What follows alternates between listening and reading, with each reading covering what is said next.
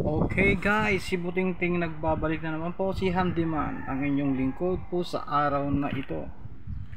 Sana po ang video na ito ay makatulong sa inyo, sa inyong pang-araw-araw na buhay. Tayo po ay nag-service kanina ng dryer dahil po yung isang buwan po natin may tumawag po sa bahay at nagpa-service po ng dryer, at ang sabi daw po ng nanay niyang ginawa niyang labandera ay nangamoy daw po. Kaya po siya nangamoy ay ito po. Ayan. Hindi na po siya mapihit. Yan. Pero nung tinester po natin itong kanyang motor ay okay pa naman po.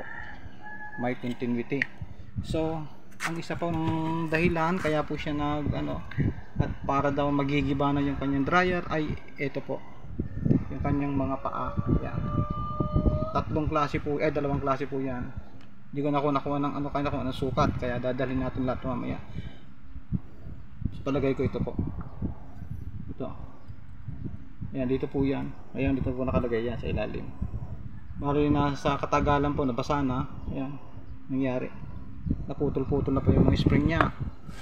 Tapos yan, tatanggalin po natin. Ang pagtanggal naman po nito ay ganito. May apat po yan na yan. Apat na limang tornilyo yan. Ayan. Gagamitan po natin ito ng parang sinsil, tapos martilyo galing Amerika, tatak Amerika, ayan, tapos vice grip, tapos tornilyo. Yan, siya na po natin ipapalit dito. Yan, okay. Okay guys, ganito lamang pong gagawin natin. Yan po, may shafting po dyan. May ginawa na po ako ditong improvise. Ayan, susot lang po natin dito. Yan. Para dun po talaga yan. Yan. Ayan po. Yan na pong gagawin natin. Tapos pupukpukin po natin ng martilyo.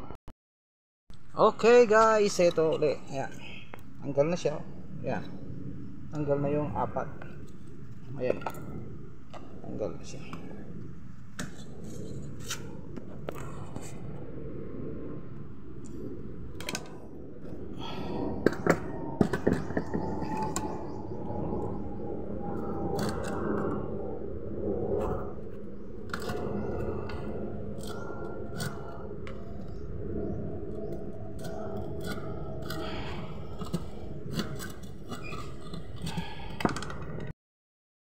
Okay guys, tingnan nyo naman ang itsura ng kanyang shafting. Ayan ayan, kalawang na siya.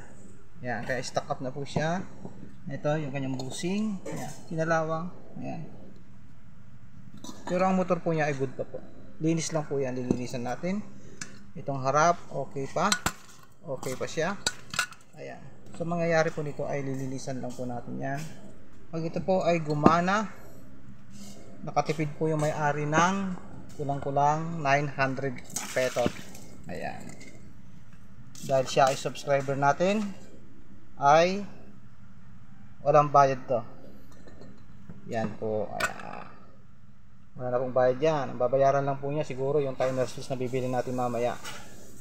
Halagang 150. Ayan.